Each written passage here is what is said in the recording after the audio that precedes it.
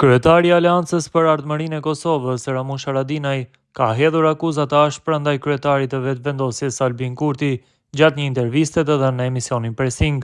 Ai e quajti Kurtin shpionin e Serbisë dhe mospërfshirjen në luftën çlirimtare të UÇK-s e kritikoi ashpër. Nuk manin për këtë shpionin, agentin e Serbisë, Albinin, 5 pare si dha për të. Ky është shpion. Tana herët ka qenë në anën e shpionave, kur s'ka qenë në anën e vërtet. Kur kemi marrë në armë, ky ka thënë, spreki armun, po i pyes krejt që po flasin, qysh erdhëm te kjo liri, te ky shtet. Ky ka thënë spreki armë dhe se ka prek armën, tha Haradinaj me tone tepër të larta. Sa kaq deputeti i lëvizjes vetëvendosje Dimal Basha thot se prokuroria speciale sot do ta intervistoj kreun e AK-s Ramush Haradinaj për shkak të këtyre deklaratave ku tha se kryeministri është njeriu i Serbisë. Basha pohon se kjo ngjarje duhet të marrë vëmendje patjetër sot.